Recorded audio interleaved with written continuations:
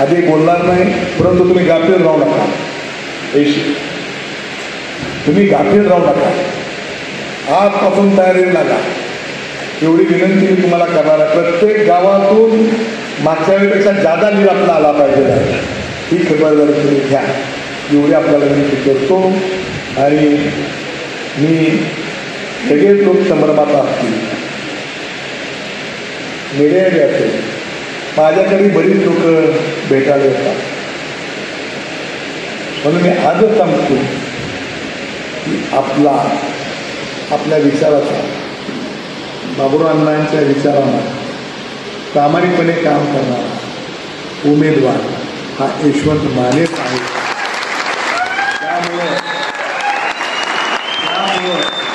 आपला उद्याचा उमेदवार हा यशवंत मानेच असतील याची सुरुवात बांधून आपण सगळ्यांनी काम करायचं आहे. एक गाव मायनसमध्ये गेलं नाही पाहिजे. कधी यशवंत मानेनं कुठल्या गावाला मतं कमी पडले म्हणून त्याला काम दिलं नाही. आता एक गाव मला दाखवून द्या आमच्या तालुक्यातलं, एक गाव नाही. मी त्यांनी सांगितले बरोबर आहे, कारण त्यांनी अंधरपेक्षा बाकीच्या गावाला जास्त निधी देण्याचं काम केलं. कारण पूर्वी मी आमदार असल्यामुळे थोडं आमच्याकडचं कामं झालीच होती. त्यामुळं तरी आजपासून तुम्ही ते कामाला लागावं एवढी मी विनंती करतो.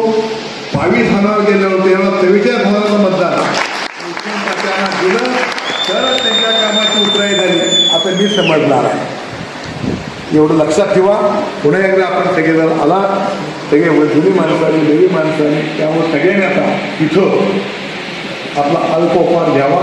अल्पोपहार म्हणजे जेवण आहे, भोजन आहे, कस्तुरी मालकांचं बी भोजन आहे आणि नानाबाई फाटे तुमचंही भोजन आहे. दोन्ही प्रकारचं भोजन या ठिकाणी घेतलंय. आपण सगळ्यांनी भोजनाचा आस्वाद घ्यावा आणि आजपासून कामाला लागून ज्या दिवशी उमेदवार, ज्या दिवशी मतदान असेल त्या दिवशी आपल्या गावातून आपल्या विचारांनी मतदान द्यावं अशा प्रकारची विनंती करतो आणि माझे दोन शब्द धन्यवाद.